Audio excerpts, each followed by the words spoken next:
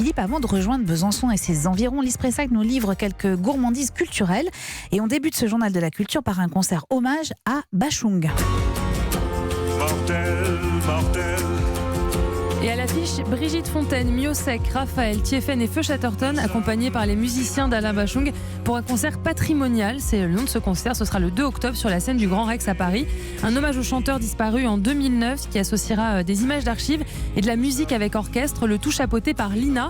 L'Institut national de l'audiovisuel a sélectionné des séquences rares du chanteur, des interviews télévisées, des extraits de concerts qui seront projetés pour la première fois sur grand écran. Alain Bachung s'était produit au Grand Rex en 1987.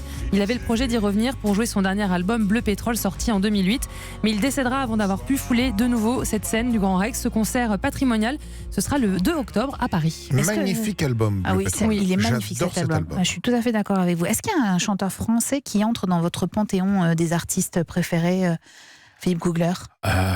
Ouais, mais il est pas récent. Bah, c'est pas grave. On peut aimer les chanteurs morts, il n'y a pas de problème. On aime aussi les chanteurs disparus, oui, tout à fait. En fait, j'adore Michel Polnareff. Mais il est pas mort.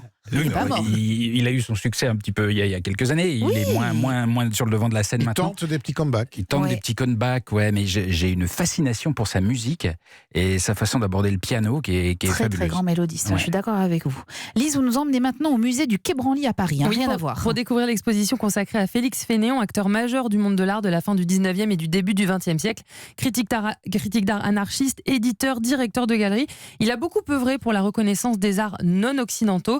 En 1920, il s'interrogeait d'ailleurs sur le statut de ses sculptures et de ses objets dits d'art primitifs. Iront-ils au Louvre, se demande-t-il dans le bulletin de la vie artistique, qui est l'un des textes fondateurs de la création du musée du Quai Branly. L'exposition revient sur les choix de Félix Fénéon en tant que collectionneur et sur la constitution de cette collection de plus de 500 œuvres, des œuvres africaines et océaniennes qui dialoguent notamment avec des peintures de Pierre Bonnard et de Georges Seurat. L'exposition Félix Fénéon et les arts lointains, elle est à voir au musée du Quai Branly Jacques Chirac jusqu'au 29 septembre. Et vous pouvez également écouter le podcast Au cœur de l'histoire spéciale Félix Fénéon sur europe1.fr. Est-ce que vous avez le temps dans vos voyages de vous intéresser à la culture et à l'art des pays que vous traversez ou des tribus que vous rencontrez? J'essaye, oui. Alors, on n'a pas toujours le temps, mais quand je peux aller voir un petit musée ou quelque chose pour me goûter un peu de l'âme du pays, j'aime bien. Alors, je prends un petit temps à moi, par exemple à Bogota, je vais aller voir le musée Botero, et puis alors, c'est les formes très rondes, comme ça, ces femmes très girondes, etc. C'est magnifique, Botero. Puis voilà. Et le musée est gratuit. Vous entrez, vous sortez comme dans un moulin. Et voilà, et c'est très sympa. Et puis alors, j'ai un musée dont je peux vous parler qu'on a filmé. Ça, ce sera dans l'émission en Angleterre, des trains pas comme les autres cet été.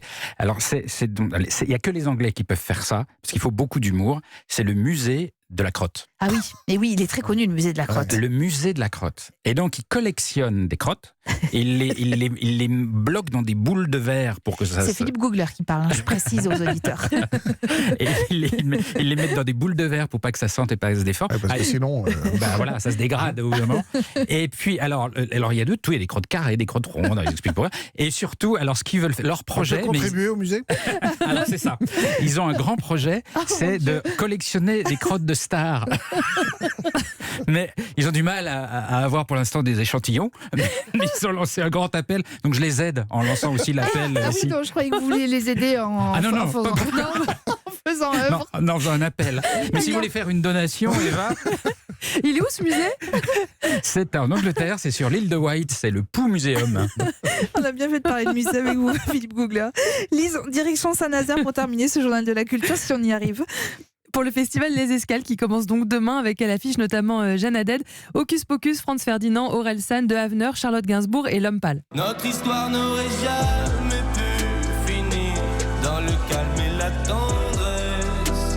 Et comme chaque année, le festival met à l'honneur une ville du monde. Cette année, c'est la ville brésilienne de Sao Paulo avec des artistes issus des communautés clairement visées par le nouveau pouvoir politique en place de Jair Bolsonaro, avec notamment le groupe électro Teto Preto, le rappeur Edgar et la chanteuse Seu.